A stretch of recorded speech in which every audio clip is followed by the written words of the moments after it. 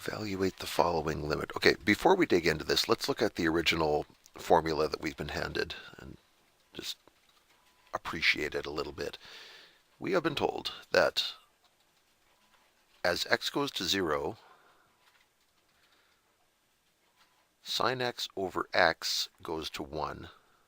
Now, just to reinterpret that a little bit, if you take this expression in here and you multiply both sides of it by x, you get a different version, which is also true, which says in the limit as x goes to 0,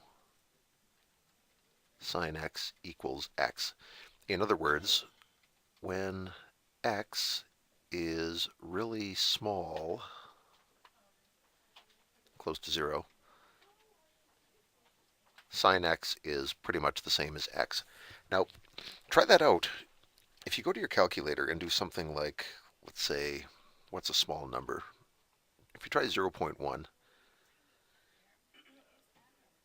when x is 0.1, if you do the sine of that, and make sure you're in radian mode, because that's the version we're normally using here, you get that sine x is 0.09983. So when x is 0.1, the sine is like 99.8% of the value of x, so they're a pretty close match. If you go to 0.01, smaller yet, the sine of that is 0.0099998, so 99.998% of 0.01. And I'll just do one more step here. If you do 0.001, 0.001 sine on my calculator, I actually get 0.001 for the sine of that. And that keeps happening if you go any smaller. Again, the calculator just spits back the same number at you. For values like this, the value of x and its sine are so close together the calculator can't even tell the difference. It says that these are identical. Now, if you go bigger, if x is, I started at 0.1 here, if we do 0.2, the sine of 0.2 is 0.198, which is pretty good. If you do, say, 0.5, you get 0.479, still pretty respectable. By the time you get to 1, if x is 1, then the sine of that is 0.84, and clearly these are not all that equal anymore. So this starts to break down if you get close to 1, but if you're under 0.1, then the equality between x and sine x gets very, very close, and it becomes excellent if you go down to 100th or smaller.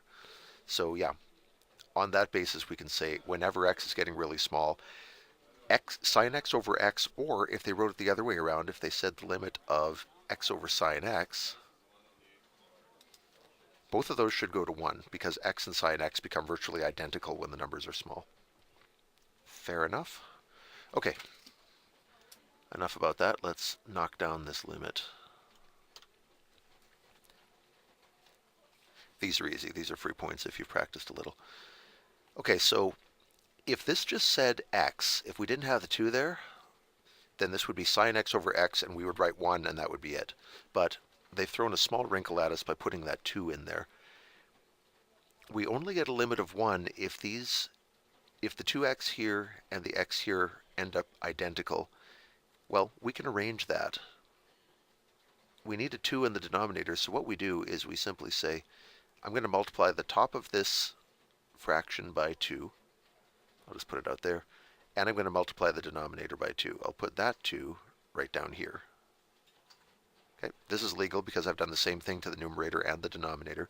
And now we say this part, where we have the sine of some number over the same number, that's going to go to 1.